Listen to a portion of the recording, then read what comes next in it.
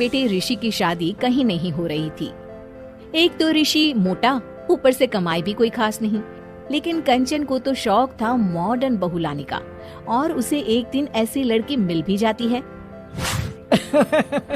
हमें तो आपका ऋषि बहुत पसंद है, लेकिन मैं आपको साफ साफ बता देती हूँ, मेरी बेटी के शौक थोड़े से अलग है बहन जी।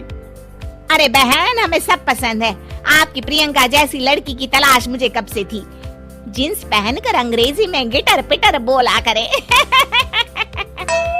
अरे बहन जरा सुन तो लो, मेरी बेटी के शौक क्या क्या है। अरे नहीं नहीं बहन, बस लड़की को देख लिया तो सब कुछ देख लिया। आप ना शादी की तैयारी करो, और वो जरा सामान की लिस्ट भी दी है ना मैंने। हाँ बहन जी, सारा सामान शादी से एक दिन पहले ही आपके दरवाजे आ जाएगा। मजा आ गया, मजा आ गया। अब तो बस आप शादी की तैयारी करो। प्रियंका के माता पिता के जाने के बाद कंचन का पति उससे कहता है, अरे भाग्यवान, तुम तो कुछ ज्यादा ही जल्दी दिखा रही थी शादी की। अरे बोलने तो देती, लड़की की माँ क्या बोलना चाह रही थी। अरे आप चुप रहिए जी, कुछ पता भी है आपको, बस मुफ्त में बोले जा रहे हैं। मेरी दोस्त शशि की बहू देखी, लंबी पतली और पढ़ी लिखी, हजारों में कमाई और संस्कारी भी। अरे पर जब वो मेरी बहू देखेगी तो जल भुन जाएगी। लेकिन तुम तो शादी ऋषि के लिए कर रही हो ना, या शशि के लिए? तुम्हारा लड़का कुछ कमाता भी नहीं है, और शरीर भी भगवान की दुआ से फूलता ही जा रहा है। फिर बोले आप हैं? फिर बोले आप? मैंने कहा ना, प्रियंका जैसी जींस पहनकर अंग्रेजी झाड़ने वाली बहू किस्मत वालों को ही मिलती है। चुप रहिए आप। पति के लाख कहने पर भी कंचन ऋषि की शादी प्रियंका से करवा देती है। लेकिन प्रियंका जैसे ही घर में आती है, वैसे ही जोर जोर से चिल्लाकर नाचने लगती है। आज मेरे यार की शादी है, आज मेरे यार की शादी है। अरे नाचो मान नाचो। आज मेरे यार की शादी है। कंचन, उसका पति और ऋषि ये देखकर हैरान रह जाते हैं। लग रहा है बहू को शादी की बड़ी खुशी है। हाँ हाँ, बहू क्यों नहीं, हम भी नाचेंगे। अरे नाचो नाचो जी, मुंह क्या देख रहे हो, चलो चलो नाचो, बहू कह रही है।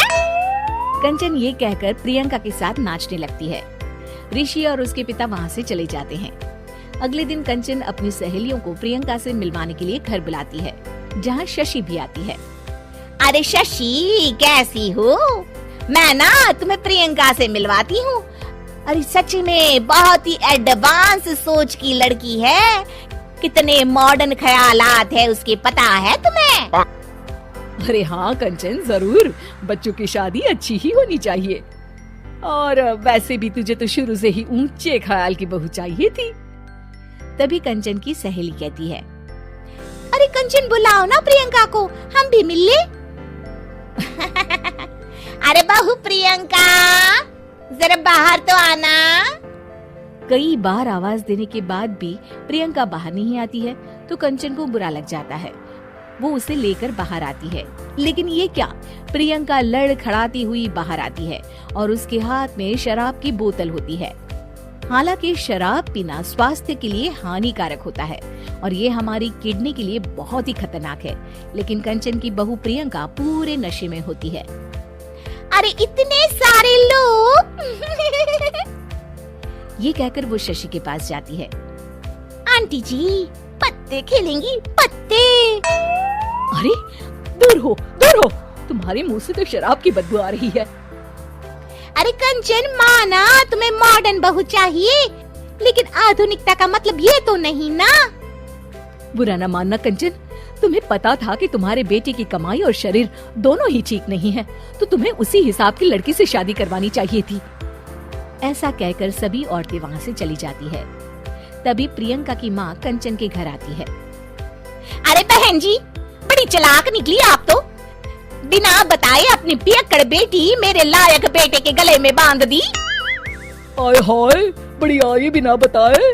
उस दिन जब मैं ये बात बता रही थी तो तुम तो सुनने को भी तैयार नहीं थी।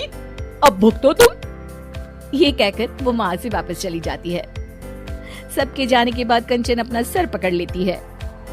हाय रे, आधुनिकता की अंधी दौड़ में मैं अपनी संस्कृति ही भूल बैठी थी। अब तो राम ही बचाए मुझे।